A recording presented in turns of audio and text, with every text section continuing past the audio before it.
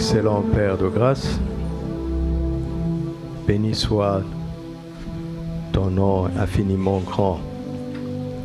Tu es élevé au-dessus des cieux et ton nom est au-dessus de tout nom.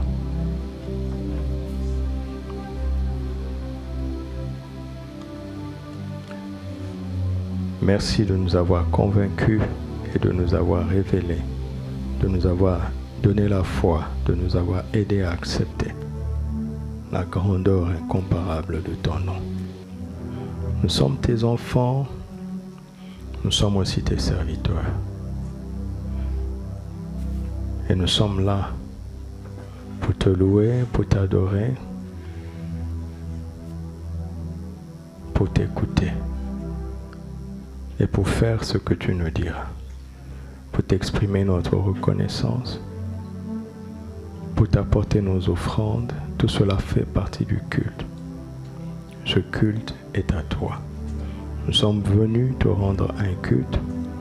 C'est nous qui sommes honorés d'être acceptés dans ta présence. Et nous te disons merci pour cela.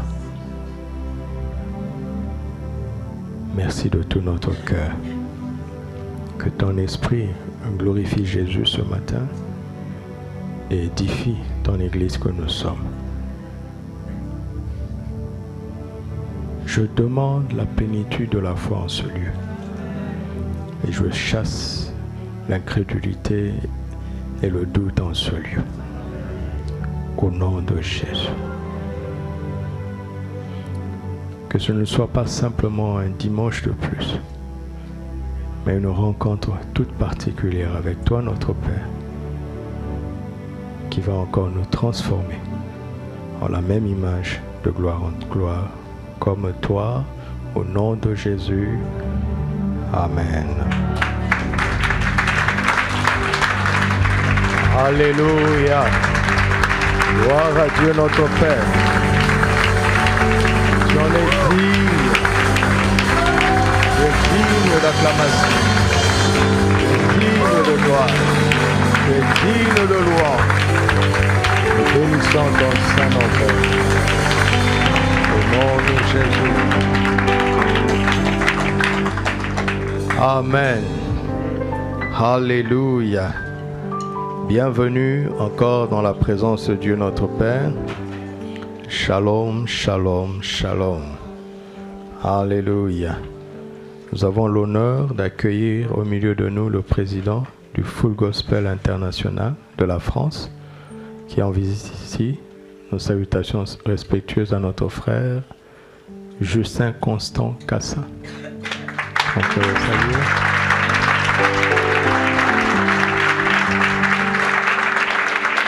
Merci de nous faire l'honneur de votre présence. Alléluia. Es-tu content d'être dans la présence de Dieu, ton Père? Es-tu content d'être dans la présence de ton frère, de ta sœur? Alléluia. Nous allons conclure notre mois de la prière fervente et efficace parce que depuis hier nuit, nous avons entamé un nouveau mois, n'est-ce pas? Papa nous a envoyé le thème du mois. C'est l'onction de... Est-ce que la fiche est prête? Vous pouvez le projeter pour nous. Voilà, merci.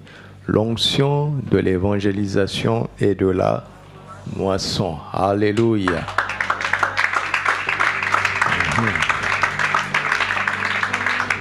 Et le thème, je pense, sera bien détaillé à partir de ce mercredi soir, durant le séminaire de Pentecôte. Mettez ça dans vos programmes. Nous allons nous regrouper dans des maisons. Il n'y aura pas de rassemblement ici. Et suivons de tout notre cœur. Alléluia. Nous allons parler ce matin de la vie de prière à la vie de louange. C'est ça notre thème. De la vie de prière à la vie de louange. On parle souvent de vie de prière, mais on ne parle pas assez de vie de louange. On nous exhorte à prier en tout temps, n'est-ce pas? à prier sans cesse. 1 Thessaloniciens chapitre 5, verset 17, l'apôtre Paul nous exhorte à prier sans cesse. Luc 18, verset 1er, le Seigneur lui-même dit qu'il a donné une parabole afin de nous montrer qu'il faut toujours prier et ne point nous relâcher. Et Éphésiens 6, verset 18 nous exhorte à faire en tout temps, par l'Esprit, toutes sortes de prières et de supplications. Et il ne s'arrête pas là. Et nous enjoint d'y veiller avec quoi? Une entière persévérance et de prier pour tous les saints, de prier les uns les autres notamment. Voici autant de passages qui nous montrent que la prière ne doit pas être simplement une activité. La prière doit être un vécu, un style de vie. Alléluia. Il y a des réunions de prière, il y a des programmes de prière, il y a des moments de prière. Cela fait partie de la vie de l'Église. Mais la prière doit être notre respiration. Nous devons prier sans cesse. Alléluia. Ça, c'est la vie de prière. Et les apôtres ont vu que le secret de l'efficacité de la vie de Jésus résidait notamment et essentiellement dans sa vie de prière. Ils lui ont dit, enseigne-nous à prier, comme Jean-Baptiste l'a enseigné à ses disciples. Et quand Jésus a commencé à enseigner, il dit, voici donc comment vous devez prier, revenons dans Matthieu 6, il dit, lorsque vous priez, dites, notre Père, qui es aux cieux, que ton nom soit sanctifié. Commencez par le louer. Et il a continué, ce sont des choses que nous avons partagées largement et sur lesquelles nous revenons sur le torrent. Vous n'avez pas présenté le torrent. Est-ce qu'on a présenté le torrent? Voilà. Le torrent de vie de ce mois est déjà disponible. C'est une continuité des instructions, des exhortations, des enseignements sur la prière. Et l'enseignement de la prière du Seigneur commence par la louange et se conclut par la louange, car c'est à toi qu'appartiennent dans tous les siècles le règne, la puissance et la gloire, au siècle des siècles. Nous sommes conscients de la prière lorsqu'il s'agit de demandes, lorsque nous avons des besoins. C'est notre droit, il est notre Père. Lorsque nous sommes en danger et nous crions à lui, c'est normal. Mais c'est une partie de la prière. La véritable prière commence par le louer et se conclut par le louer. Elle commence par la louange. Et donc, si nous devons prier sans cesse, cela implique que nous devons le louer sans cesse. Parce que si nous prions en respectant l'enseignement du Seigneur et que nous prions sans cesse selon le modèle qu'il nous a donné, nous louerons forcément sans cesse. Parce que nous commencerons par la louange et nous terminerons par la louange. Tu m'entends ce matin? Mais comme la parole de Dieu doit toujours être confirmée par les Écritures, il nous faut trouver un texte dans les Écritures qui nous demande de louer Dieu sans cesse, autant que nous avons vu qu'il faut prier sans cesse. Psaume chapitre 34. De David. Nous ne faisons pas souvent attention au titre des psaumes, mais ils sont très importants. Lorsqu'il contrefit l'insensé en présence d'Abimélec et qu'il s'en alla chasser par lui. Arrête-toi d'abord là-bas. Vous savez, dans la vie de David, il était oint, il avait l'onction royale sur sa tête. Il avait vaincu Goliath. Il allait de victoire en victoire, mais il se trouve qu'une fois dans sa vie, pour se tirer d'affaire, il a dû faire semblant d'être un fou. Qui a déjà lu ce passage de la vie de David? L'onction n'avait pas quitté sa vie. Mais ce jour-là, la stratégie était de faire semblant qu'il était un insensé, qu'il était un fou. Logiquement, dans ce genre de circonstances, nous n'avons pas tendance à louer. Nous avons plutôt tendance à nous lamenter et de dire, vraiment, Dieu, où es-tu? Et si je suis oint, pourquoi je dois passer par une situation aussi ridicule pour être sauvé? Ça n'a rien changé chez David. Et donc, dans ce contexte, voici ce qu'il va dire. Je bénirai l'Éternel quand? Et sa louange sera quand? Je bénirai l'Éternel en tout temps. Quand les femmes sont en train de dire, Saül a tué ses 1000, David a tué ses 10 000, je bénirai l'Éternel. Quand Saül est en train de me poursuivre au point que j'aille me cacher dans une caverne, je bénirai l'Éternel. Dans la gloire ou dans l'opprobre, je bénirai l'Éternel. Dans l'abondance ou dans le manque, je bénirai l'Éternel. Quand je suis entouré ou dans la solitude, je bénirai. Sa louange sera toujours dans ma langue, dans ma bouche. Et si la louange est toujours dans ta bouche, il n'y a plus de place pour des lamentations. Il n'y a plus de place pour des paroles décourageantes. Il n'y a plus de place pour des paroles de haine. Il n'y a plus de place pour les critiques, les calomnies, parce que ta bouche est occupée à louer Dieu. Dis à ton frère que ta bouche soit constamment occupée à louer Dieu.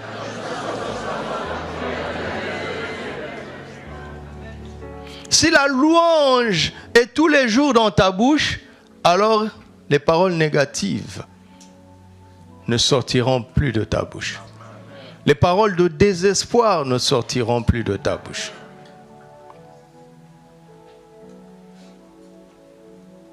Verset suivant.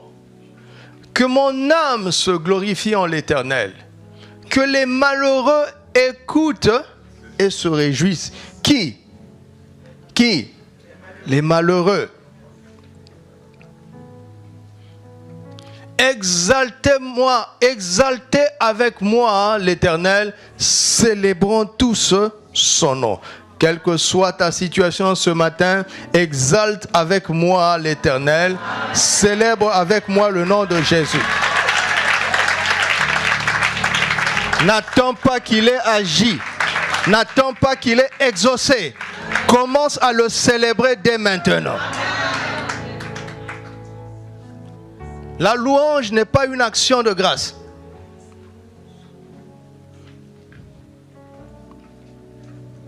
La louange, c'est de dire ce que Dieu est, parce qu'il est indépendamment des circonstances. Pendant le déluge, l'Éternel était sur son trône. Ce n'est pas notre condition qui fait sa gloire. Mais c'est parce qu'on reconnaît sa gloire qu'on triomphe de dans nos conditions et dans nos situations. Alléluia. Alors nous allons regarder dans une application dans la vie de Paul et Silas, le fameux chapitre que vous connaissez, n'est-ce pas? Acte chapitre combien? Hein? Chapitre 16. Nous allons avoir un point de vue de ce texte, de nous montrer que ce texte commence par la prière en fait et termine par la louange. Je sais que ce texte est connu comme étant un texte qui parle de la louange qui ébranle les fondements des prisons. Et c'est vrai, ça fait partie du texte. On n'a pas de choix, ça fait partie du texte. Mais nous allons essayer de regarder un peu plus attentivement, parce que le problème avec les passages qui sont le plus populaires dans la Bible, c'est qu'on n'apprend plus davantage. Depuis qu'on s'est figé sur ce qui nous plaît dans le texte, c'est seulement ça qu'on voit. Et le texte est empêché de nous parler davantage. Approchez-vous des Écritures comme un petit enfant. Même Jean 3,16 peut t'apprendre des choses que tu ignores. Alléluia. C'est pourquoi, au-delà de mémoriser, il faut lire. D'accord? Si je dis Jean 3,16, tu peux le réciter, mais lis-le. C'est Dieu qui a créé l'homme, non?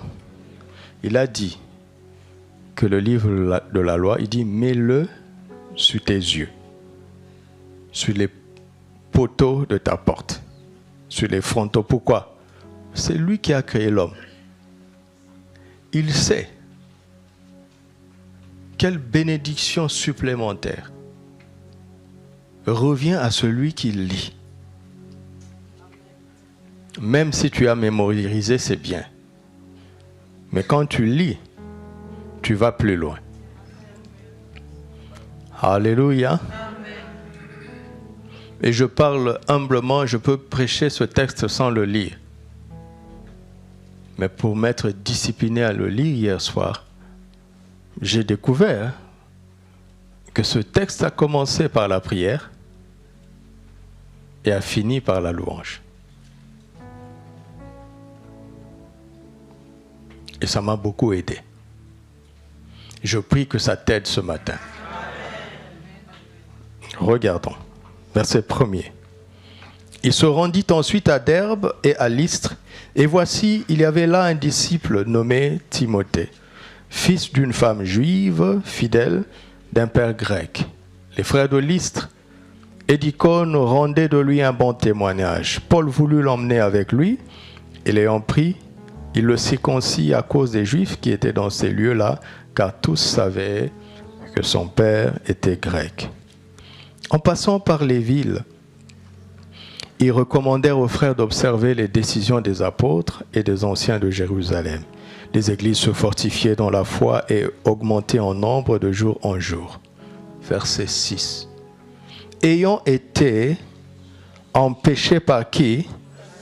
De faire quoi? C'est normal ça? Le Saint-Esprit empêche Paul d'annoncer la parole. Non. Le Saint-Esprit empêche Paul d'annoncer la parole dans l'Asie. Le Saint-Esprit ne peut pas nous empêcher d'annoncer la parole. Mais il veut nous diriger là où le ciel a prévu que nous annoncions la parole. Ils traversèrent la Phrygie et le pays de la Galatie. Arrivés près de la Mysie, ils se disposaient à entrer en Bithynie, mais l'Esprit de Jésus ne le leur permit pas.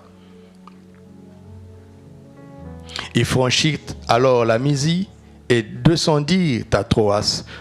Pendant la nuit, Paul eut quoi? Une vision. Un Macédonien lui apparut et lui fit quoi? Cette prière. Passe en Macédoine. Pourquoi?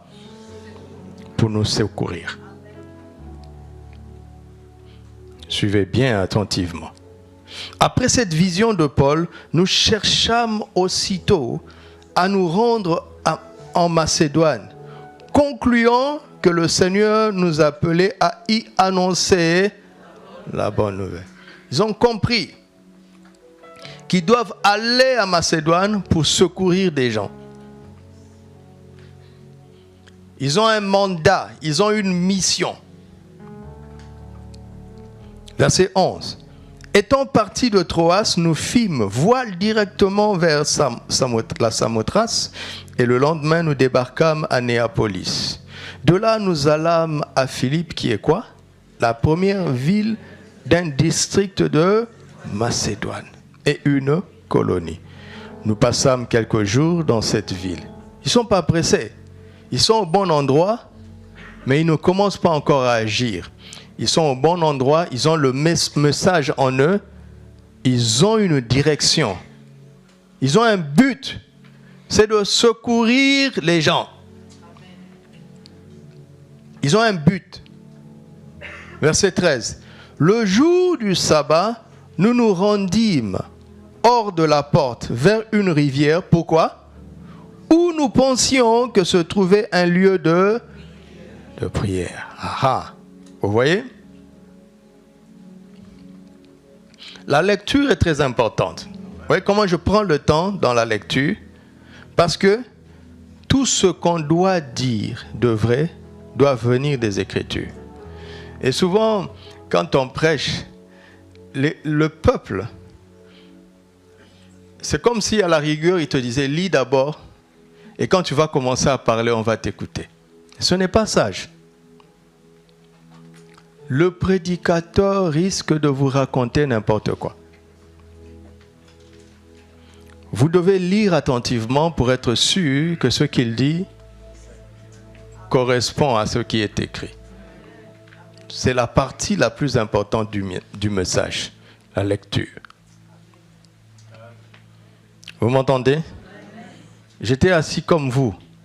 Je commettais cette erreur. Quand le prédicateur lit, moi j'attends qu'il commence à parler. Et le Seigneur m'avait repris alors que je ne savais pas que je serais prédicateur.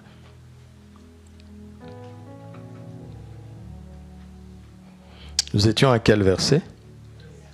Verset 13. Où nous pensions que se trouvait un lieu de prière. Un lieu de prière. Vous voyez? Un lieu de prière. Nous nous assîmes et nous parlâmes aux femmes qui étaient réunies. Dans le lieu de prière, alors ils ont commencé à parler. L'une d'elles, nommée Lydie, marchande de pourpre, de la ville de Thyatire, était une femme craignant Dieu, et elle l'écoutait. Le Seigneur lui ouvrit le cœur pour qu'elle fût attentive à ce que disait Paul. Que le Seigneur t'ouvre le cœur pour que tu sois attentif à ce que je dis. Lorsqu'elle eut été baptisée avec sa famille, elle n'est pas baptisée seule, c'est-à-dire qu'elle a cru et sa famille aussi a cru. Elle nous fit cette demande. Si vous me jugez fidèle au Seigneur, entrez dans ma maison et demeurez-y. Et elle nous pressa par ses instances. Dieu a pourvu pour le logement. Paul et Silas n'ont pas dit, nous avons l'honneur de vous demander l'amabilité de nous loger, car nous sommes des oints de Dieu. Vous allez voir, vous serez bénis.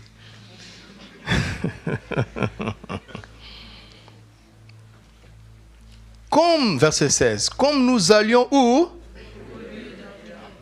Ils avaient une demeure chez Lydie et ils allaient au lieu de prière. Une servante qui avait quoi?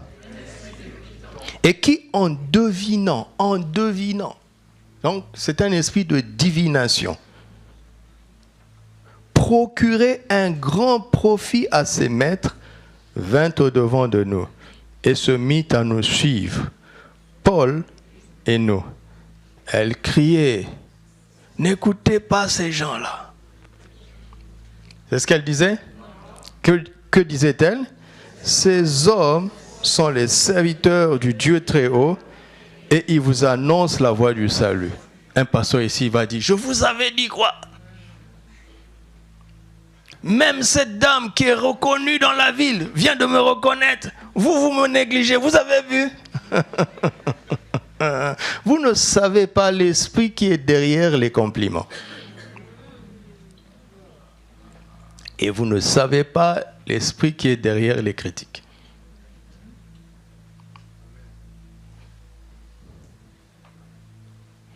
Elle fit cela pendant comment? Ça veut dire quoi? Cela veut dire quoi?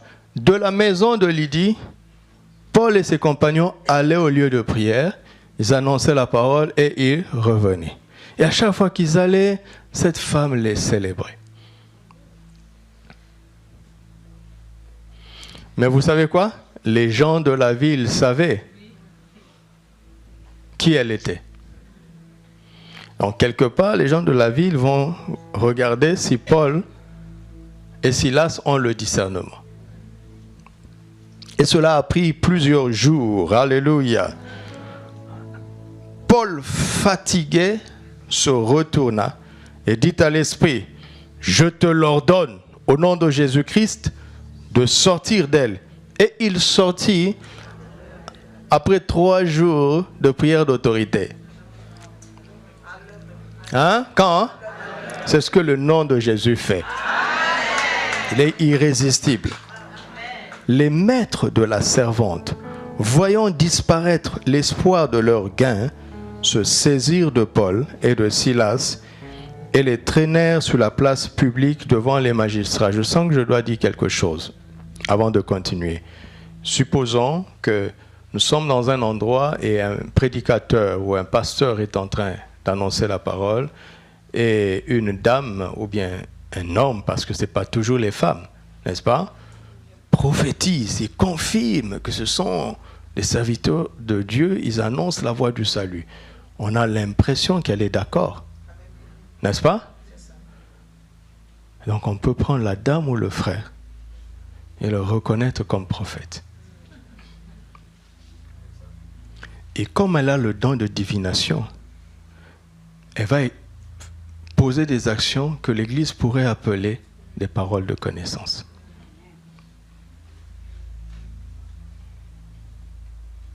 Je n'ai pas pensé à ça, mais je sens que je dois le dire. Le don de divination permet de deviner les choses sous l'inspiration démoniaque. C'est-à-dire que la personne peut dire des choses qui sont avérées dans les vies. Et s'il n'y a pas le discernement, on va dire que c'est une parole de connaissance, que c'est le don de parole de connaissance, alors qu'il s'agissait précisément du don de divination. Heureusement que Paul a eu le discernement ici. Et il va parler au démon de sortir de cette dame, et cela fut ainsi. Alléluia. Toute la place au don spirituel au milieu de nous. Le don de divination n'a pas de place ici. Les miracles mensongers n'ont pas de place ici.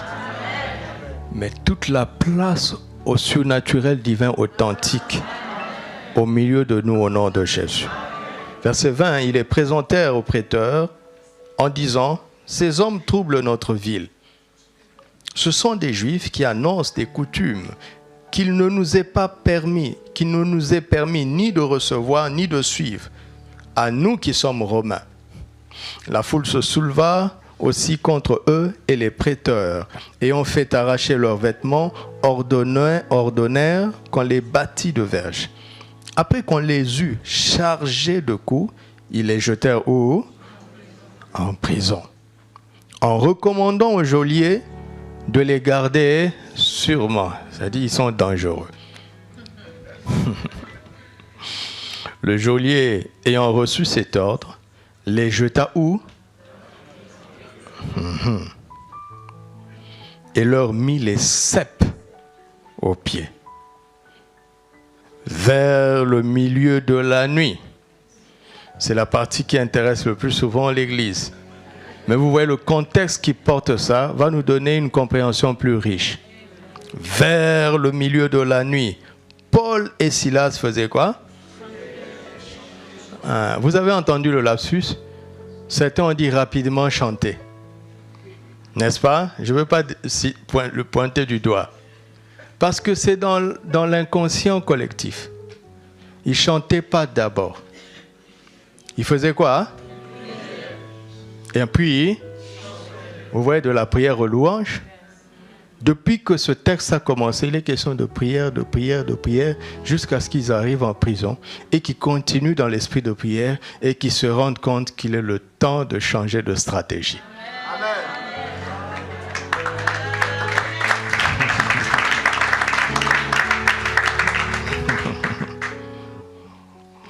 Merci Saint-Esprit. Vers le milieu de la nuit, Paul et Silas priaient et chantaient les louanges de Dieu. Et les prisonniers les entendaient. Il y a 3 informations ici. La prière et les chants de louanges de Paul et Silas qui n'étaient pas silencieux. Ils priaient et chantaient de manière à ce que tout le monde entende pourquoi ils font ça. Et d'ailleurs, pourquoi ils chantent les louanges alors qu'ils sont liés, enchaînés, emprisonnés? Paul sait ce qu'il est en train de faire. Alors il faut que tout le monde entende. Parce que quelque chose va se passer et on doit savoir d'où cette chose provient. Alléluia! Tout à coup, il se fit un grand tremblement de terre, en sorte que les fondements de la prison furent ébranlés. Et au même instant, toutes les portes s'ouvrirent et les liens de tous les prisonniers furent rompus. Le geôlier se réveilla et lorsqu'il vit les portes de la prison ouvertes, il tira son épée et alla se tuer, pensant que les prisonniers s'étaient enfuis. Mais il y a une chose étrange qui se produit, verset 28. Mais Paul cria d'une voix forte, « Ne te fais point de mal, nous sommes tous ici. » Personne ne s'est évadé. Ce n'est pas normal.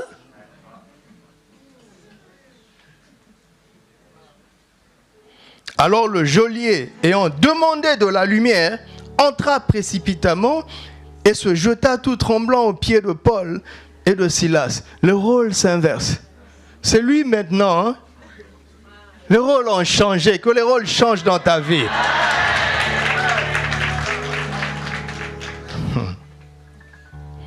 Il les fit sortir et dit, « Seigneur, que faut-il que je fasse pour être sauvé ?» Il dit, « Attends, on n'a pas encore prêché.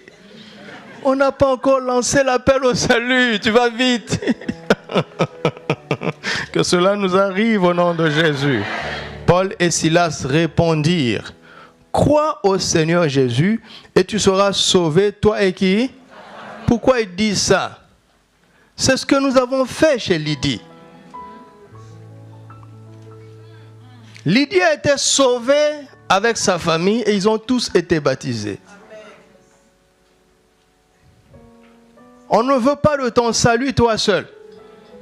On te veut toi et ta famille. C'est toi qui nous as demandé, non? Qu'est-ce que tu dois faire, non? Ben voici, on te donne des ordres. Et ils lui annoncèrent la parole. Parce que, vous savez, il ne faut pas devenir des experts de l'évangélisation. Il suffit de répéter la prière du salut pour être sauvé. Mais est-ce qu'il a compris? Parce que s'il n'a pas compris l'évangile, sa conversion est mentale.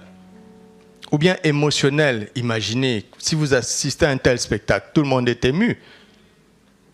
C'est pour ça que beaucoup ne vont pas loin. Parce qu'ils ont cru à un miracle. Ils n'ont pas cru en l'évangile. C'est la parole qui donne le pouvoir de devenir enfant de Dieu, pas le miracle. Le miracle est un pas à tous ceux qui l'ont reçu, à ceux qui croient en son nom. Elle a donné le pouvoir. C'est la parole. Il faut prendre le soin d'expliquer l'évangile. Parce que c'est l'évangile qui est la puissance de Dieu pour le salut de quiconque croit. Tu es sauvé après avoir cru en quoi? Quand nous avons commencé à servir ici à Casablanca, et quand nous recevions certains frères, et après un certain temps, je ne dirai pas le pays, pour ne pas stigmatiser un pays, je voyais que les chrétiens d'origine de ce pays-là avaient un comportement charnel plus prononcé que les autres. Alors j'ai commencé à prier pour ça parce que je sentais que le Seigneur voulait m'apprendre quelque chose. Et par un concours de circonstances, j'ai posé la question au frère, mais comment est-ce que tu as reçu Jésus? Il dit, c'était à une veillée de prière. Et j'ai remarqué que la plupart d'entre eux s'étaient convertis à une veillée de prière. Et j'ai dit, d'accord, de toute façon, ils aimaient le Seigneur, et quand ils ont mieux compris l'évangile, et ils ont commencé à mieux vivre. Parce que si mes paroles demeurent en vous, et que vous demeurez dans mes paroles, vous connaîtrez la vérité. Et ce n'est pas l'homme de Dieu qui vous affranchira. C'est la connaissance de la vérité qui fera que cette vérité vous affranchira. Donc quand ils ont commencé à comprendre l'évangile, ils ont commencé à vivre dans la liberté. Et des années plus tard, il y avait une conférence et un pasteur m'a invité dans ce pays-là. Et ça se terminait par ce qu'ils appellent l'apothéose. L'apothéose, c'est une veillée de prière. Nous étions 4 orateurs. C'est là où je vais comprendre ce qui se passe. Alors pour attirer la foule, ils font appel à un prophète. Et ce monsieur est venu. Il n'a pas prêché. Dès qu'il a pris le micro, il a commencé à dire, ton numéro est 06, tu t'appelles, blablabla. Mais c'était précis. C'était impressionnant. Impressionnant. Et quand les gens sont émus comme ça, il sort devant, il se met à genoux, il dit, voilà, reçois Jésus. Il a reçu, et puis il est pas près de 3 heures d'un spectacle. Là où j'étais, j'ai dit, waouh, je commence à comprendre. La personne est émue. Elle n'est pas sauvée. On ne lui a pas annoncé la parole. Alors, le papa qui nous avait invités m'avait programmé juste après le prophète. Et chacun avait droit à 45 minutes. Et le prophète a fait 2h30. Et comme moi j'étais mal à l'aise avec ce qui se passait, je suis allé murmurer à l'oreille du papa. Je lui ai dit, Dieu m'est témoin, ce que je vous raconte, je l'ai vécu. Je ne l'ai pas lu dans un livre. Je ne raconte pas l'histoire de quelqu'un d'autre. J'ai murmuré à l'oreille du papa, je lui ai dit, si vous m'enlevez du programme, tout rentre dans l'ordre. Parce que lui, il a débordé. Il m'a dit, jamais. Tu vas parler. En réalité, je n'étais plus à l'aise dans cette atmosphère. Alors, il a tellement insisté, j'ai prié dans mon cœur, et le Seigneur m'a donné 2-3 pensées qui étaient directes. J'ai parlé en moins de 15 minutes. Je suis allé m'asseoir. L'atmosphère a changé. Les gens commençaient à être convaincus de péché. Ça ne venait même pas de mon message, parce que je n'ai pas parlé de ça. Et donc, nous étions tous remplis de crainte, moi aussi. J'avais fermé les yeux, j'étais en train de prier. Et je sens, on me tape ici, quelqu'un à genoux devant moi. J'ouvre les yeux, c'est le prophète. Et il me dit, homme de Dieu, prie pour moi, impose-moi les mains, pour que Dieu me donne la parole comme toi. J'ai dit, non, tu es prophète. Tu es censé avoir la parole. Il dit, non, je n'ai pas la parole. Je dis, mais qu'est-ce que tu fais ici?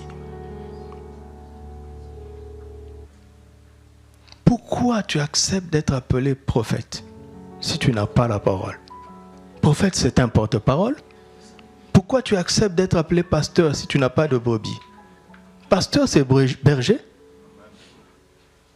C'est un synonyme. Tu ne soignes pas les gens, tu dis on m'appelle docteur. On m'appelle médecin. Ça a un sens? Restons simples, s'il vous plaît. Je ne lui ai pas imposé les mains. Non. Mais entre lui et moi, il m'a avoué qu'il n'a pas la parole. S'il n'a pas la parole, il n'est pas prophète.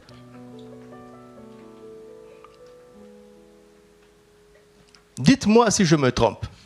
Voici un porte-parole qui ne parle pas. Il est porte-parole?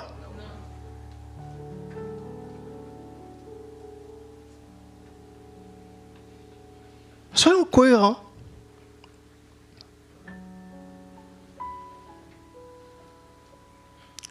Plein de gens sont devenus chrétiens après une émotion. Tu seras incapable de vivre la vie divine. Tu ne l'as pas en toi.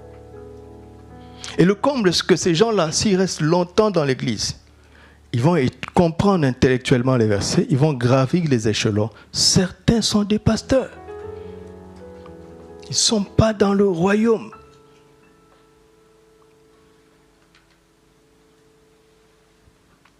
Regarde ton cœur. Déjà, si tu es incapable de pardonner, moi je me demande si tu es né de nouveau. L'amour n'est pas dans ton cœur. C'est pas possible.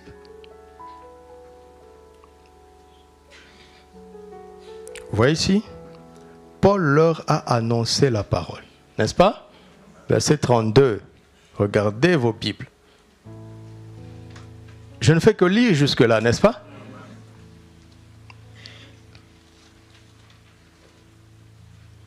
Ils sont déjà prêts à être sauvés. Ils sont déjà prêts à recevoir. Mais il prend le soin de leur annoncer la parole. Lui-même, sur le chemin de Damas, a été impressionné. Jésus en personne est venu. S'est manifesté plus que le soleil. Mais Ananias est venu. Ananias lui a parlé. Il a dit, Paul a dit, qui es-tu, Seigneur? Et que veux-tu que je fasse? Le Seigneur lui a dit, rentre dans la ville et on te dira. Alors ne te frappe pas la poitrine en disant, moi j'ai vu Jésus, moi j'ai assisté à tel phénomène. Qui t'a dit quoi après ce phénomène? Qui t'a annoncé quoi?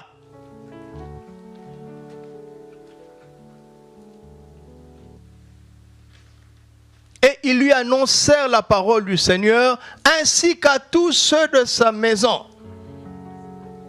La conversion n'est pas héréditaire. Ce n'est pas parce que papa est né de nouveau qu'automatiquement tout le monde est né de nouveau. Je m'appelle Lungu, j'ai reçu Jésus, alors j'appelle ma famille, je dis, à partir d'aujourd'hui, tous les Lungu sont chrétiens.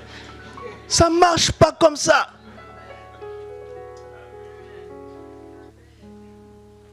Il a annoncé à tout le monde, à tous ceux qui étaient dans la maison. Il est pris avec lui à cette heure même de la nuit. Il lava leurs plaies. Et aussitôt, il fut baptisé, lui et tous les siens. Même scénario que chez Lydie. Alléluia.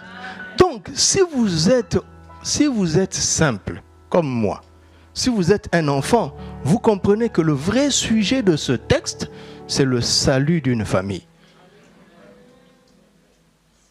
Et entre les deux, il y a ce miracle dans la prison. Donc quand il a eu la vision, viens Macédoine et secours-nous. Le nous là parlait des familles. Il y a des familles qui crient. Il y a des familles qui ont besoin d'un secours divin. Et la stratégie de Dieu va passer par des gens qui prient et qui le louent. C'est clair? Maintenant, on peut commencer. Il est 9h. Le culte vient de commencer. Alléluia. Quelque chose se passe ici. C'est que Paul et ses compagnons partent du lieu de prière au lieu de louange.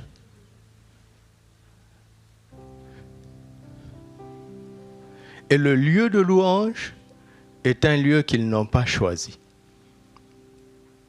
Parce que c'est la prison. N'est-ce pas? Le lieu de prière est choisi. Ils sont allés à un endroit où ils pensaient qu'il y avait un lieu de prière, n'est-ce pas? Donc, de manière volontaire, ils sont allés là où il y a la prière. Mais de manière involontaire, ils se sont retrouvés là où il doit y avoir la louange. Je te parle de la vraie louange. Je te parle de la louange de Acte 16, qui est différente de la louange de Exode 14. Parce qu'en Exode 14, ou en Exode 15, ils ont loué après avoir vu ce fameux miracle. Ils ont été délivrés de l'Égypte, ils ont traversé la mer Rouge. Alors là, ils ont commencé à chanter. Dieu n'est pas ému par cette louange. Parce qu'il n'a pas oublié que tout récemment, vous étiez prêts à m'abandonner. Je vous ai délivré de l'Égypte. Vos voisins vous ont chassé en vous faisant des cadeaux, n'est-ce pas? Et là, vous disiez, ah, gloire à Dieu. Quand vous arrivez devant la mer Rouge, vous paniquez. Vous vous retournez contre Moïse. Moïse crie à Dieu. La mer s'ouvre, vous traversez. Là, vous commencez à louer. Dieu dit, la louange des gens instables comme ça, ça ne me touche pas. Parce qu'au prochain obstacle, vous allez murmurer. C'est ce qui se passa immédiatement après. Mais quand quelqu'un le loue alors que Dieu n'a rien fait et que sa vie est en danger, là Dieu se lève. C'est ça la vraie louange.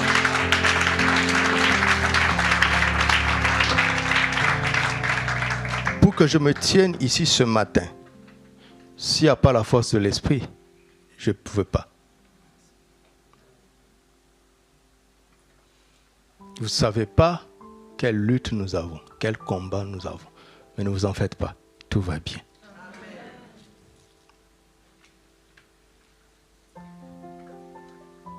C'est ça la vraie louange, un sacrifice de louange. Le fruit des lèvres qui confesse son nom. J'étais pauvre, mais il m'a béni.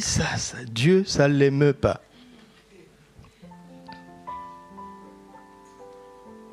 Dieu dit, si tu avais chanté ça quand tu étais encore pauvre, ça me toucherait.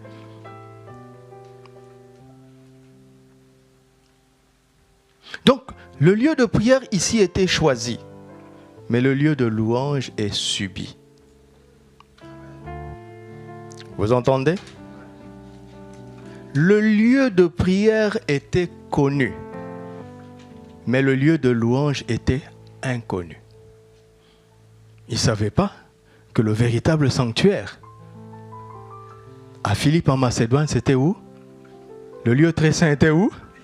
Vous ne voulez pas répondre?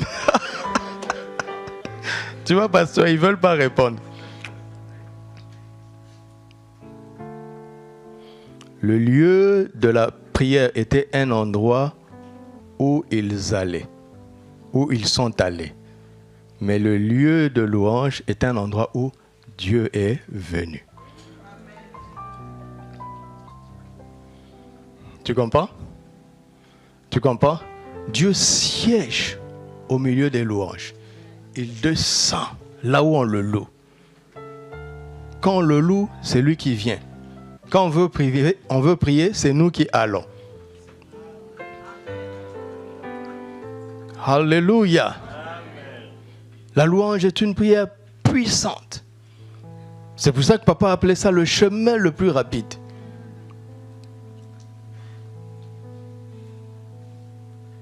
Vous entendez?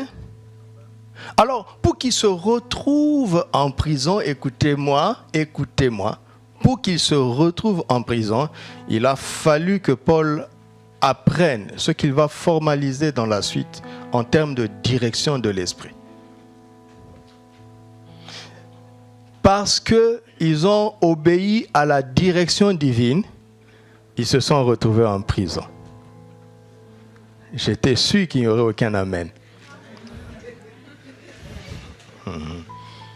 Au moins tu es sincère, c'est déjà bon. Mais ta sincérité est insuffisante. Je m'explique. Si ça ne tenait qu'à Paul, il ne se retrouverait pas à Philippe de Macédoine. N'est-ce pas? Dès le début, ils avaient un calendrier. Ils avaient un agenda. Ils avaient d'autres destinations. Alors, le Saint-Esprit les a d'abord empêchés. C'est le premier verbe. Le deuxième verbe, le Saint-Esprit ne le leur a pas permis. Vous comprenez maintenant que l'exigence de l'Esprit commence à s'atténuer. Si Dieu doit t'empêcher, ça veut dire que tu es très rebelle.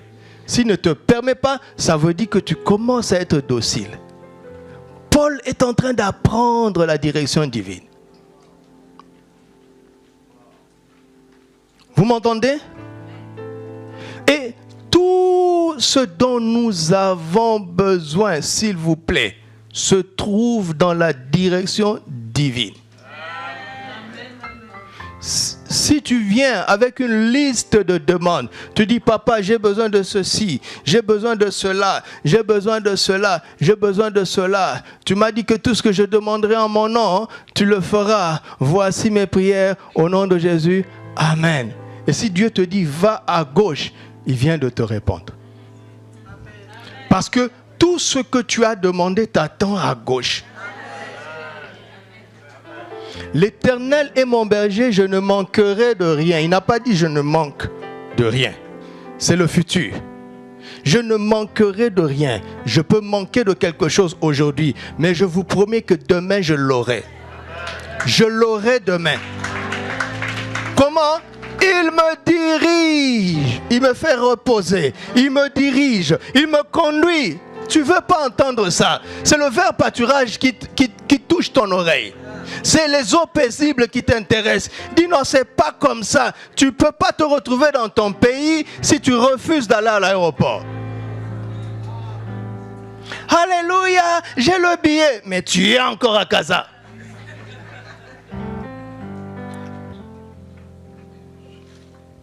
Si tu n'acceptes pas sa direction, tu ne trouveras pas l'abondance. Tout est dans la direction divine. Parce que j'ai obéi à Dieu, Dieu m'a donné un ministère. Parce que j'ai obéi à Dieu, Dieu m'a donné vous. Parce que j'ai obéi à Dieu, Dieu m'a donné une merveilleuse épouse. Parce que j'ai obéi à Dieu, Dieu m'a donné un merveilleux fils, m'a donné des fils et des filles. Parce que j'ai obéi à Dieu, je ne manque de rien. Mais j'ai appris avec des larmes. Je présentais mes besoins, lui me donnait des programmes. Je ne comprenais rien. Je dis, mais papa, tu m'exploites. Mais je sais que tu ne peux pas m'exploiter. Il y a quelque chose que je ne comprends pas. Papa m'a dit, j'oublie tout ce que tu as dit au début. Je retiens seulement ta dernière phrase. Tu sais que je ne peux pas t'exploiter. Alors qu'est-ce que je dois faire? Obéis mon fils. Obéis mon fils. Je ne savais pas ce que je suis en train de vous dire aujourd'hui. Mais sur l'obéissance, j'ai découvert que mes besoins étaient là sur le chemin. Mais les yeux doivent rester fixés sur Jésus. Parce que nos besoins sont des cacahuètes sur la route. La preuve, quand tu l'as reçu, est-ce que tu es devenu heureux? Tu t'es créé un autre besoin, non?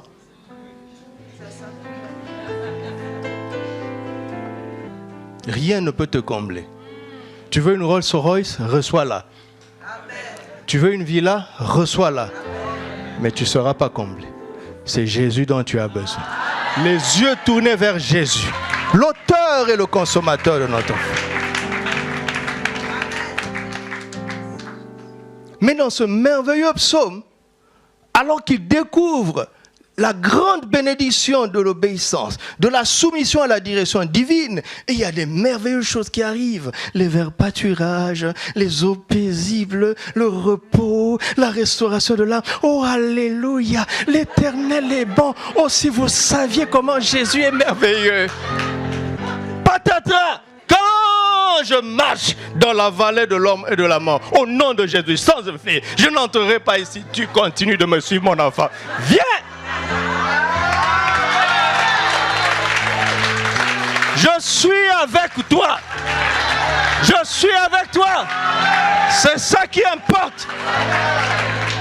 Donc Dieu peut conduire quelqu'un et cette personne se retrouve dans la vallée de l'ombre de la mort. Oui. Oui, oui, oui. Ça va changer ton langage. Avant tu disais, l'Éternel est mon berger, je ne manquerai de rien. Il me fait. Mais dans la vallée tu dis, je ne crains aucun mal car tu es avec moi. Tu as vu? Ça agit sur toi. Reçois-le au nom de Jésus. Ça veut dire qu'il est loin. Ça veut dire qu'il est prêt. Alléluia. Alors parce qu'ils ont appris à se soumettre à la direction divine, ils se sont retrouvés à Macédoine, à Philippe, dans la maison de Lydie, dans le lieu de prière, patatras, dans la prison.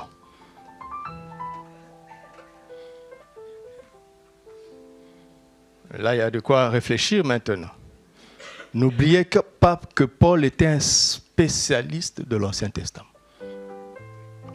Vous le savez? On critique trop Saul de Tarse. Si tu avais la connaissance que Saul avait, tu accepterais difficilement Jésus. Parce que Jésus, vraiment, était décevant. Le grand Adonai, Yahvé, va devenir un bébé, mais vous êtes fous. Vous connaissez Dieu? Oui, nous le connaissons dans sa grandeur, mais nous le connaissons dans son amour. Il peut devenir un bébé, si ça va te sauver, il va l'accepter. La connaissance enfle, mais c'est l'amour qui édifie.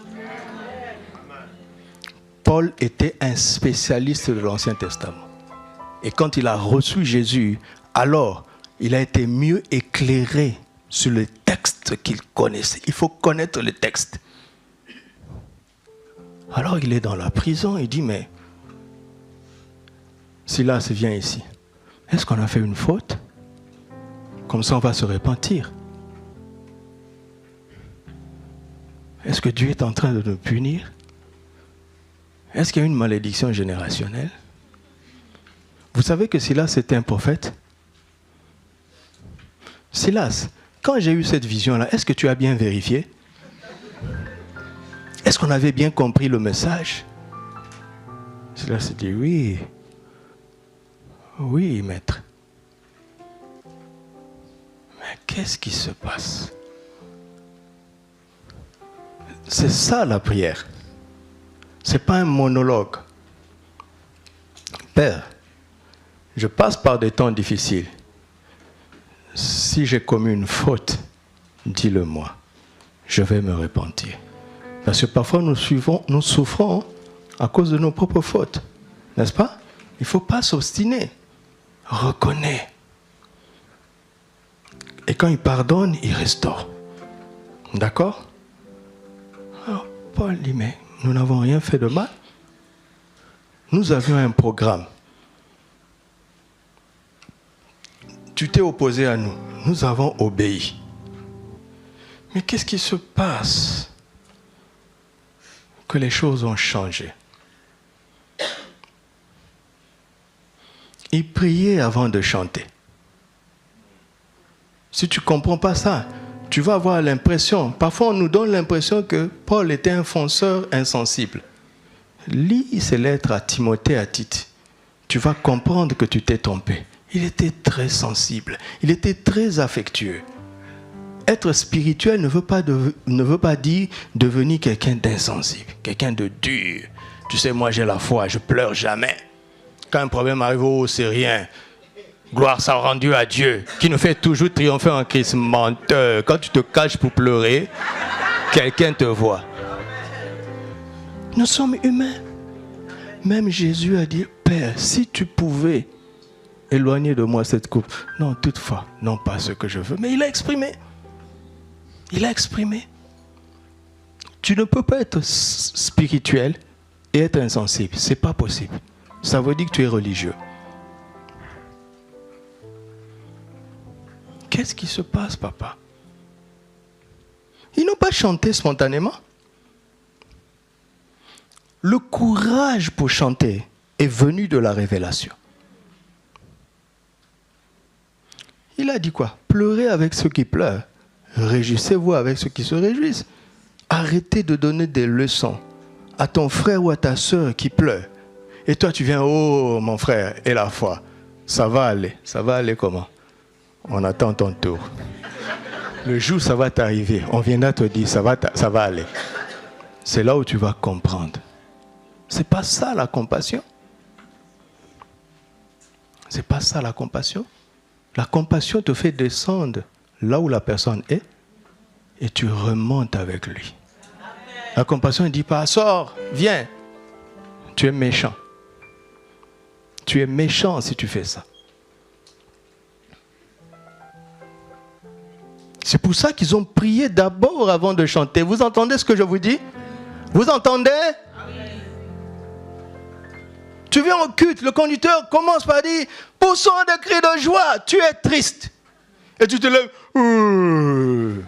Tu mens. Tu mens. Tu dois d'abord triompher de ta tristesse pour pousser des cris de joie. Ou bien tu dois décider de te réjouir dans le Seigneur malgré l'abattement dans ton âme. Là, ça a une valeur. Vous m'entendez?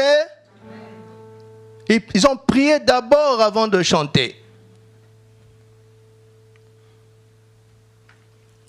Et là, je pense, quand ils ont commencé à prier, parce que tu dois parcourir tous les événements qui ont précédé pour voir où est-ce que j'ai commis une faute pour me repentir, n'est-ce pas? Pendant qu'ils sont en train de parcourir les événements récents, l'esprit de Paul s'arrête sur le cas de la femme qui avait l'esprit de Python. Qu'est-ce que cette femme disait? Elle disait quoi? Ces hommes sont qui? Du Dieu très haut. Et ils font quoi?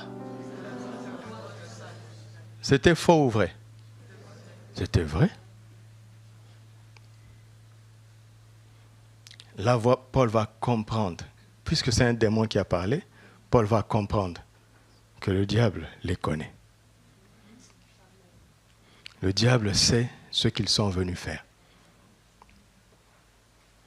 Écoutez-moi, le Macédonien avait dit quoi? N'est-ce pas? Secours-nous.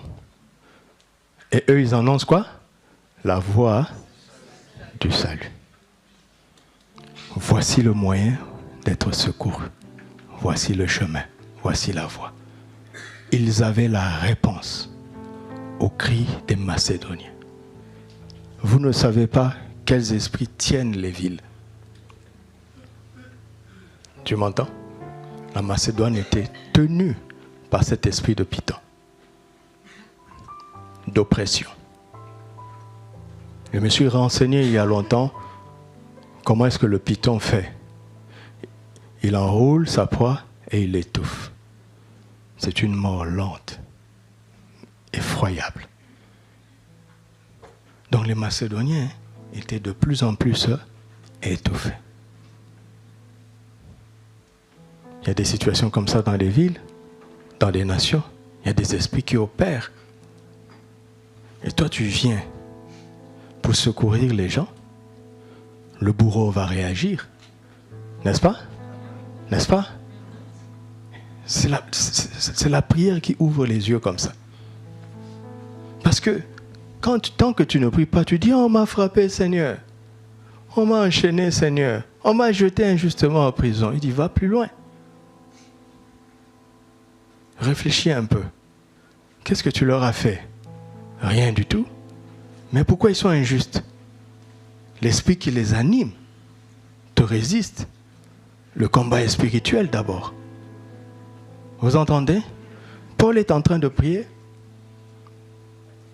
Alors, l'esprit parlant dans la bouche de cette dame a dit, ce sont des serviteurs de qui? Du Dieu très haut. Ils ont les mots. Allez Silas, lève-toi. On va célébrer le Dieu très haut. Tu as compris d'où vient la louange? Ah, tu n'as pas compris. Quand ils ont commencé à célébrer le Dieu très haut, il est descendu.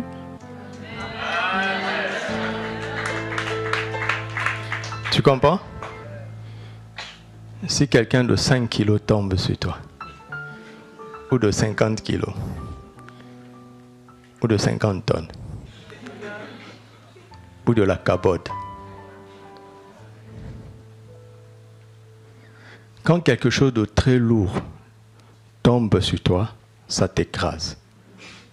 Mais quand le très haut tombe sur toi, il écrase juste ce qui t'écrase. Et il te libère. Il est stratégique. Quand ils ont commencé à chanter les louanges du Dieu très haut, David aussi, elle a commencé à rire. Parce que David avait dit que Dieu siège haut. David a regardé les anges. On sait que papa va descendre. Ce ne sont pas les morts qui louent le Seigneur. Vous savez, aujourd'hui, là, quand toi tu commences à louer, Dieu aime David, hein, mais il dit, mon ami, toi tu es mort. Je vais sur la terre. J'ai un nouveau siège. Dans cette petite chambre, les anges disent, mais c'est pas possible. Tout le ciel infini, toute la gloire qu'il y a ici, toi tu décides que ton siège, c'est dans cette petite chambre de Ulfa. Dieu dit oui, vous allez voir quand je vais descendre. Vous savez, toutes les richesses sont en lui. Quand il vient quelque part, tout est là. Il trimballe l'univers en lui-même. Tout lui appartient. Si nous comprenions la puissance de la louange, tu m'entends? Dieu est descendu. Toutes les portes se sont ouvertes. La prison a été ébranlée dans sa fondation. Les chaînes ont été rompues. Vous m'entendez? Et quand le geôlier s'en est rendu compte, il a pris une épée pour se tuer. Pourquoi? Parce que dans la loi, si les prisonniers s'évadent, le gardien doit mourir. C'est la loi. Alors il dit, au lieu de subir déjà la honte, parce qu'il y aura un jugement, les Romains étaient comme ça. Hein. Les jugements étaient publics pour discipliner tout le monde. Les sentences étaient publiques pour répandre la terreur. Il dit, je ne veux pas être la risée de mon pays devant mes enfants. Je préfère m'ôter la vie. Au moins, je vais épargner mes enfants de ce spectacle humiliant. Quand il a voulu s'ôter la vie, Paul dit, non, non, non, ne fais pas ça. Pourquoi? Pourquoi? Nous sommes tous ici. Tous sont au même endroit. C'est déjà étrange. Voici l'intérêt qui résidait dans le fait que tous les prisonniers devaient entendre. Pourquoi? Parce que quand le tremblement de terre a eu lieu, tous les prisonniers savaient où se trouvait l'épicentre. Tu as entendu? S'ils avaient prié et chanté doucement, quand le tremblement de terre allait avoir lieu, on allait dire « breaking news ». Mais on ne sait pas que c'est toi qui as provoqué ça. C'est ça qui est dommage. Tous les prisonniers savaient où était l'épicentre. Il dit, nous irons tous là où ça a été déclenché. Personne n'a eu le réflexe de s'évader. C'est étrange, hein? C'est étrange.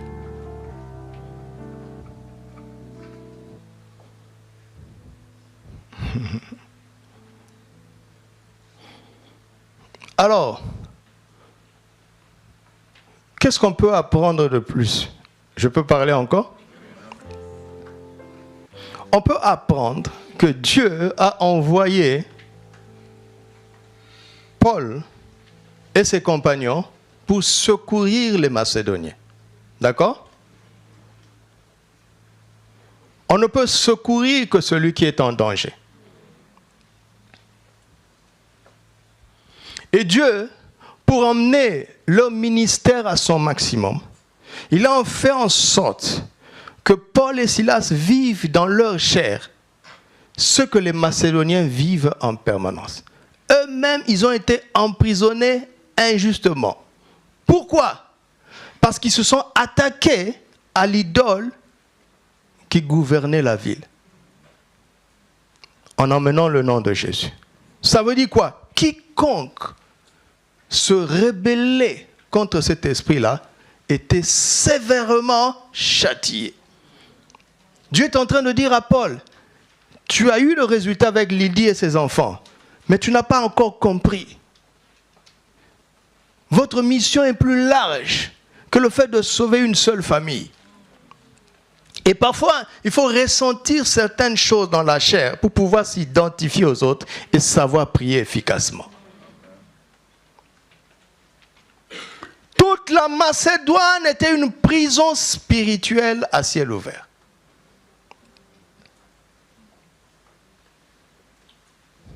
Alors, premier acte, Paul et Silas vont donner la délivrance spirituelle. Notez. Il y a plusieurs délivrances ici. Il y a plusieurs niveaux de délivrance. La première délivrance est spirituelle. C'est quand on chasse un démon. Vous entendez? Ils ont chassé un démon. Et la dame a été libérée. La deuxième délivrance est physique. Leur corps était en prison. Vous entendez? Et à travers la louange, les chaînes physiques ont été rompues, les portes physiques ont été ouvertes. Donc la délivrance est devenue physique. Si une situation était induite par un démon, si le démon est chassé, la situation doit s'arrêter. Oui ou non? Il n'est pas normal que la situation continue. Oui ou non?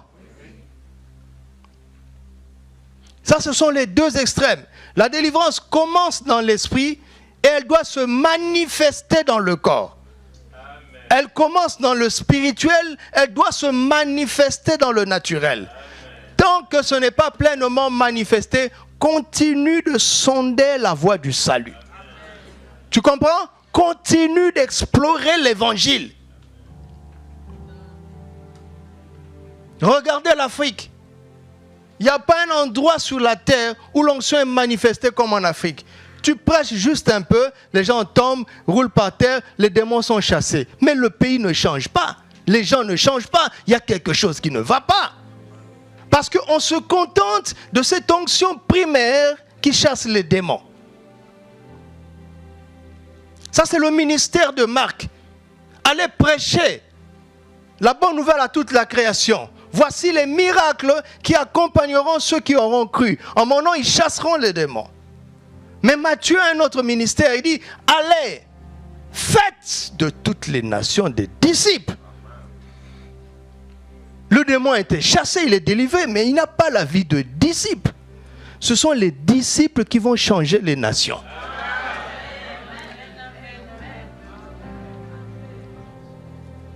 Donc la délivrance doit commencer dans le spirituel jusqu'à se manifester dans le naturel. On m'a convoqué un jour et on m'a posé trop de questions. Je leur ai dit, mais pourquoi vous me posez toujours les mêmes questions? Ce jour-là, j'étais fatigué, j'en avais marre. Je leur ai dit, si vous saviez ce que je fais, vous allez me sponsoriser.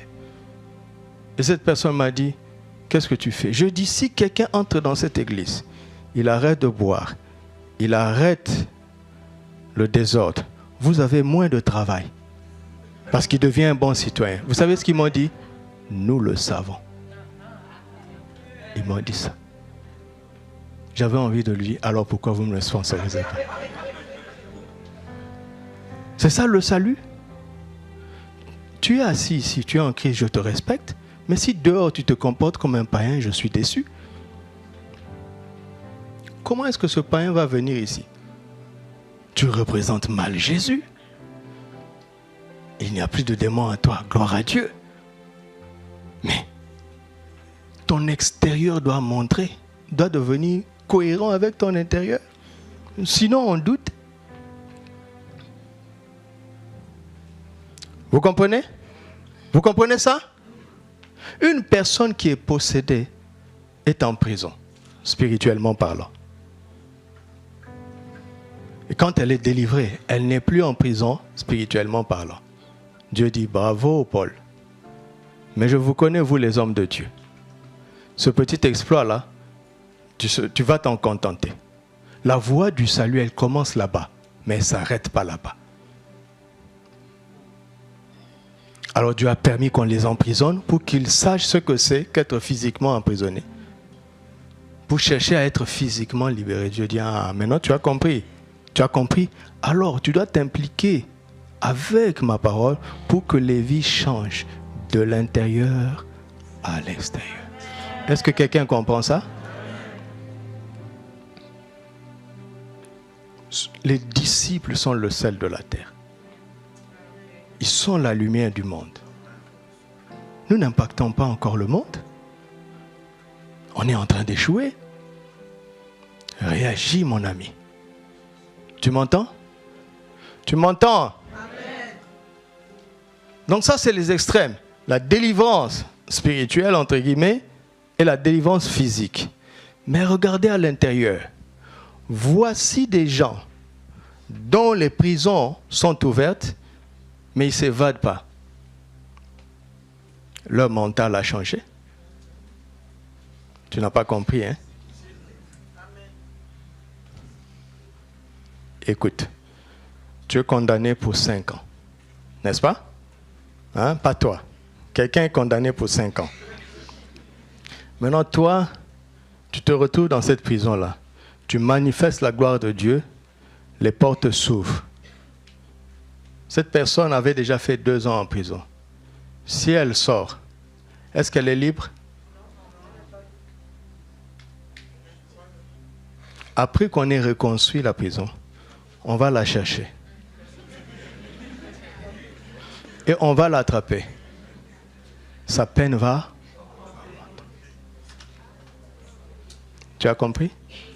Ils sont devenus intelligents. Il dit, nous sommes déjà libres, mais nous allons maintenant être justes. Oh, Seigneur, oh voilà l'esprit.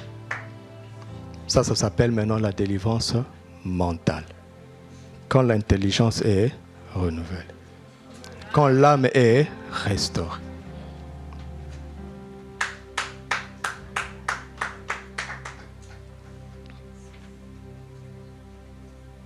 Pourquoi les gens qui ont fait la prison finissent par récidiver? Parce que la prison n'a pas corrigé le problème interne. Le monsieur a fait des chèques sans provision. Pourquoi? Parce qu'il ne travaille pas. Il n'a pas d'argent, mais il a des besoins. Alors, il préfère tricher. Et quand la loi l'a attrapé, il a purgé sa peine, n'est-ce pas? Mais quel était son vrai problème? Son vrai problème n'est pas le chèque sans provision. Son vrai problème, c'est ce qu'il a causé à faire ce chèque-là. S'il change ça, il ne fera plus de chèque, il ne récidivera plus. Mais les prisons humaines ne corrigent pas ça. Vous entendez? C'est l'évangile qui libère pleinement. Esprit, âme et corps. Les gens ne sont pas évadés. Il dit, nous choisissons maintenant d'être justes. Dieu nous a justifiés. Nous allons maintenant vivre la vie de juste. Un juste ne s'évade pas. Puisque la peine était légale. Vous m'entendez? Je contracte des choses, hein? Je parle rapidement. Parce que je veux vous donner toute la portion. Beaucoup de chrétiens ne sont pas libres mentalement. Tous ces problèmes émotionnels, toutes ces incompétences en nous, c'est parce que quelque part on a encore la mentalité de servitude. Ça n'a rien à voir avec les démons. La plupart d'entre nous ici, là, sont plus compétents que les Occidentaux dans leur domaine. Mais tu vas dans ton pays avec un projet. Hein? Et un petit Français vient avec un projet inférieur au tien. On va le respecter, lui. Déjà à l'accueil, tu viens, on dit, est-ce que tu as une audience? Mais quand le petit blanc arrive, s'il vous plaît, est-ce que le chef a prévu de vous recevoir? Le ton change. Qu'est-ce qu'il a de plus que moi? Rien. Qu'est-ce que j'ai de plus que lui? Rien. Mais les complexes, les âmes ont été endommagées. Je suis là, tu m'appelles frère. C'est pas faux. Est-ce que c'est faux? Mais il y a des gens qui vont te dire, attention, je suis pasteur. Hé. J'ai pas besoin du titre. Ma valeur n'est pas dans le titre. Ma valeur est en Christ. Tu comprends ça? Même quand tu n'as pas beaucoup étudié, si tu es en Christ, tu es plus important que celui qui a le prix Nobel. Si vous voulez, prenez un prix Nobel en physique nucléaire, mettez-le ici. Et on te prend toi qui ne sais pas lire, on vous met ici. Chasser un démon. Le démoniaque va obéir à qui? Hein? À toi, non? Maintenant, après que tu aies chassé un démon, va étudier.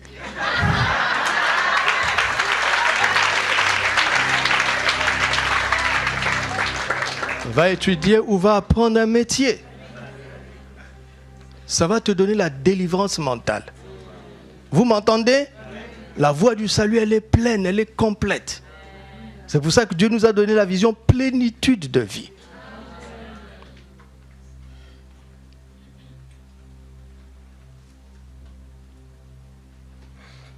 Je termine. Paul dit, ne te fais point de mal, car nous sommes tous ici. Ici, là, c'est où? Le ici dont Paul parle, c'est où?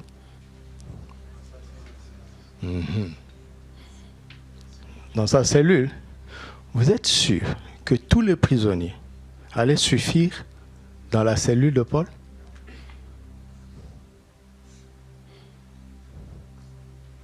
Il y a un endroit où on est parfaitement libre. C'est en Christ.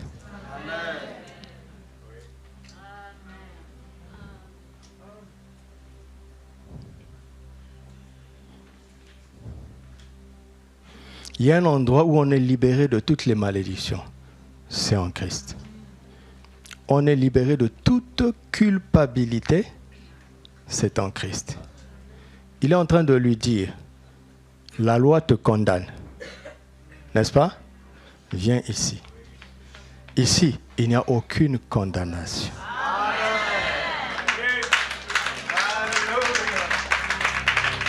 Monsieur Geolier, ce qui s'est passé déjà t'a condamné. Mais si tu viens ici, personne ne pourra te condamner. Il n'y a aucune condamnation pour ceux qui sont en Christ. Qui accusera les élus de Dieu? C'est Dieu qui justifie. Qui le condamnera? Vous lisez la Bible ou pas? Vous lisez la Bible ou pas? Christ est tellement fort que même quand la loi te condamne, quand lui vient, avant de te lapider, on demande son avis.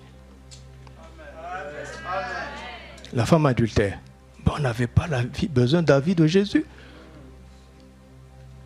Il dit, Moïse nous a dit qu'il faut lapider de telle femme, mais toi que dis-tu? Mais vous voulez que je parle pourquoi? Quand j'ai dit au sermon sur la montagne, vous avez entendu qu'il a été dit. Maintenant, moi je vous dis, vous vous êtes énervé?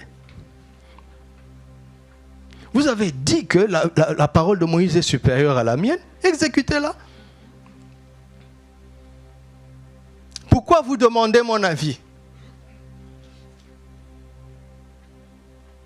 Alors Jésus dit que celui qui n'a jamais péché jette le premier la pierre.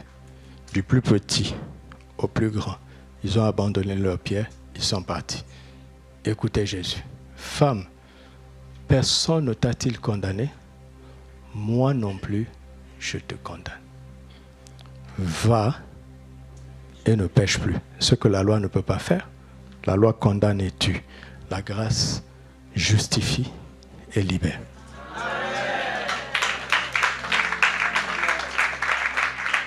Allez faire des recherches. Est-ce que ce geôlier a finalement été tué ou pas? Non. La suite nous le montre, n'est-ce pas? Puisqu'il a eu le temps d'amener Paul dans sa maison, d'écouter le message, n'est-ce pas? De se faire baptiser. Qu'est-ce que ça veut dire? Les prisonniers sont restés en prison. Dites-moi si je me trompe. Mais c'est quelle folie qu'un prisonnier choisisse de rester en prison. Il sait qu'il est maintenant libre. Maintenant, il doit être juste. Tu m'entends? C'est ce que la vie de louange fait. Elle te libère de toutes les chaînes. Les chaînes spirituelles tombent, les chaînes mentales tombent, les chaînes naturelles tombent, les chaînes légales tombent, les chaînes financières tombent au nom de Jésus. Amen.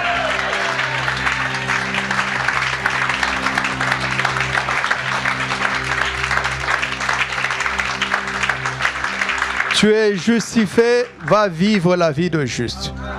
Tu es libéré, va vivre la vie de liberté. Tu es gracié, va vivre la vie de la grâce. Tu es délivré, va vivre la vie de l'esprit. Alléluia. Et c'est en vivant que les choses commencent à se prendre place, à prendre place, à prendre place. Allez en Macédoine. Macédoine a été libérée de cet esprit de Python par 2 individus. Il en sera ainsi de cette ville. Il en sera ainsi de cette nation. Il en sera ainsi de la nation où vous m'écoutez. De la ville où vous me suivez. Tu es seul, vous êtes 2, vous êtes 3, c'est pas grave. Invitez le Dieu très haut. Il va descendre là où vous êtes. Il va ébranler ces prisons dans leurs fondements. Il va ouvrir toutes les portes. Il va briser toutes les chaînes et il va donner une pleine liberté. Il va secourir spirituellement. Il va secourir mentalement. Il va secourir naturellement. Et les gens vont entrer dans la plénitude du salut à partir de ta prière, de ta louange et de ton message et de ton témoignage. Reçois-le au nom de Christ Jésus.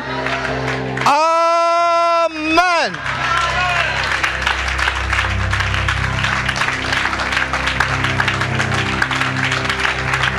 Alors commence à prier. Nous allons pratiquer ça.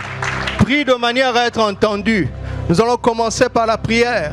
Avant de terminer par la louange, prie de manière à être entendu. Prie, crie à celui qui peut secourir. Crie à celui qui sait secourir de n'importe quel danger. Crie à celui qui sait délivrer de n'importe quelle prison. Crie à celui qui sait sauver de n'importe quelle difficulté. Prie à celui qui sait secourir. Crie au Sauveur et au Seigneur. Invoque son nom. Il dit quiconque invoquera le nom du Seigneur sera sauvé. Invoquons le nom du Seigneur pour entrer dans ce salut, pour expérimenter ce salut, pour expérimenter ce secours. Invoque le nom du Seigneur. Invoque le nom du Seigneur. Invoque le nom du Seigneur. Cette situation ne peut pas avoir le dessus contre toi. Cette circonstance, cette adversité, cette difficulté, cette ruse du diable ne peut rien contre toi. Si Dieu est pour toi, qui sera contre toi? Si Dieu est pour nous, qui sera contre nous? Personne ne sera contre nous. Celui qui se lève contre nous se lève vainement. Il se trompe royalement. Le plus fort est avec nous. Le Très-Haut est avec nous. Invoque-le, invoque-le. Invoque-le dans ta situation personnelle. Invoque-le dans ta situation familiale. Crie à Jésus. Crie à Jésus. Viens nous secourir, Seigneur. Seigneur Jésus, viens nous secourir. Seigneur Jésus, viens nous secourir. Nous avons besoin de toi. Nous avons besoin de ton secours. Le secours de l'homme n'est que vanité. C'est toi notre rocher. C'est toi notre force. C'est toi notre seul espoir. Nous n'en voulons pas d'autre. Tu nous suffis. Oh, Bareba Shakarandage. Ibra Sekaramanderia da Korobo Shande. Iraba Shekeria da Koraba Sentelede. Ibra Zikantora Mashenderia da Ko. Ibra Zikantora Mashe. Oh, Rasanteri da Braiba Koraba Senterina Grades. Oraba Shenderia da Ko. Santeria da Ko.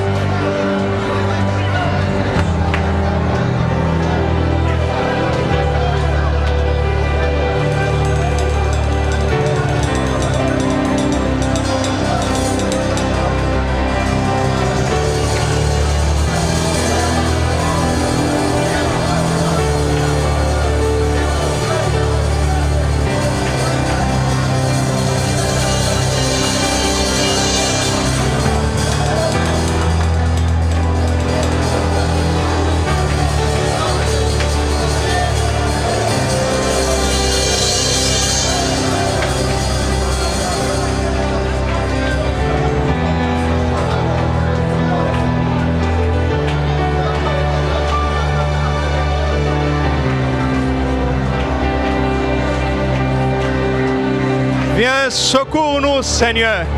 Viens, secours-nous. Viens, secours les familles. Viens, secours la ville. Viens, secours les villes. Viens, secours la nation. Viens, secours les nations. Viens, rocher. Viens, sauveur. Viens, Seigneur.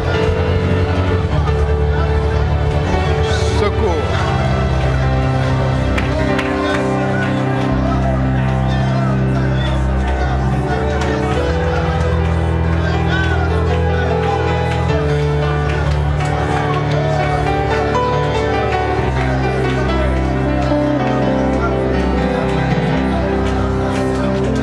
Viens secourir mon frère. Viens secourir ma soeur. Viens nous secourir en ce lieu. Tu connais les besoins qui sont ici. Tu connais les défis qui sont ici. Le secours de l'homme n'est que vanité. C'est de ton secours dont nous avons besoin. Alléluia. Alléluia. Le roi dans sa beauté. Veux-tu de majesté? La terre est dans la joie. La terre est dans la joie.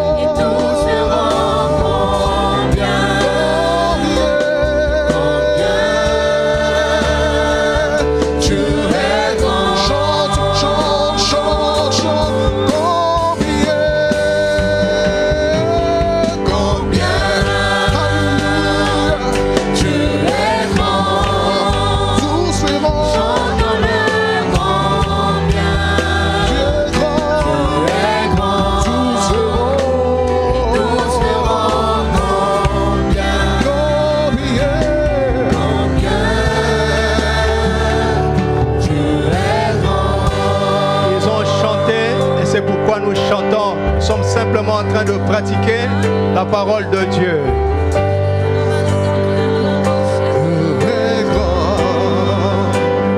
Chantons-le combien Dieu est grand. Pratique la parole de Dieu. Nous serons combien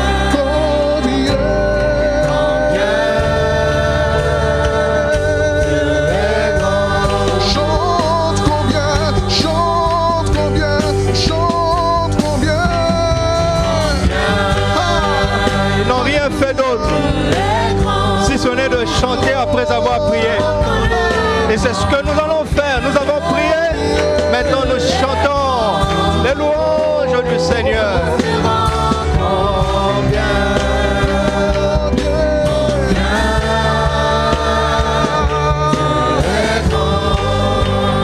Sa gloire resplendit. Sa gloire resplendit. L'obscurité s'enfuit au son de sa voix, au son de sa voix. Père, Fils et Esprit, Dieu d'éternité, le lion et l'agneau, le lion et l'agneau, le lion et l'agneau. Combien Dieu est grand. Chantons-le combien Dieu est grand. Et tous verront combien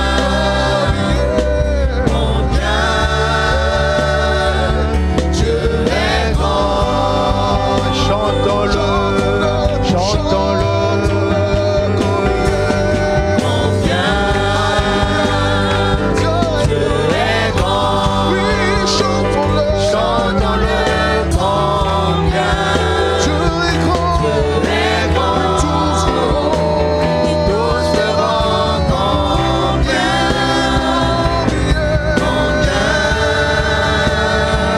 Dieu est grand. Maintenant, nous allons dire ton nom est tout puissant, ton nom, Seigneur. Ton nom est tout puissant. Tu es digne. Tu es digne de louange. Nous chantons et Nous chantons combien ce n'est pas demain, c'est aujourd'hui. Ton nom est tout puissant, ton nom est tout puissant, Jésus. Ton nom, Jésus. Ton nom est tout puissant. Dieu tout puissant, Dieu tout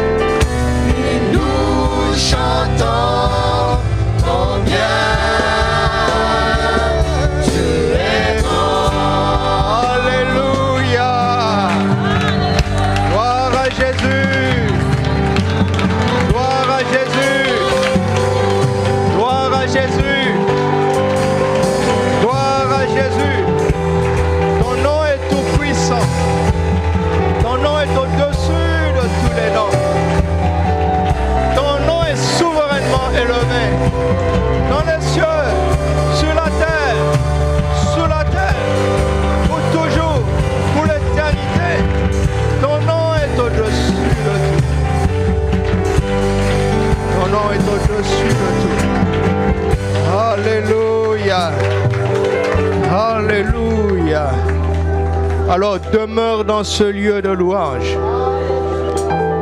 Nous allons rentrer à la maison, mais demeure en ce lieu. Ne quitte plus jamais cet endroit, là où la liberté est totale, là où la délivrance est complète, là où le secours est parfait. Demeure dans la louange, demeure dans la louange, demeure dans la louange. Donne-lui gloire, que sa louange soit continuellement dans ta bouche. Au nom de Jésus. Alléluia. Père, je te rends grâce ce matin parce que toutes les prisons sont ébranlées dans leur fondement. Toutes les portes sont ouvertes. Il n'y a plus de chaînes. Elles ont toutes été rompues.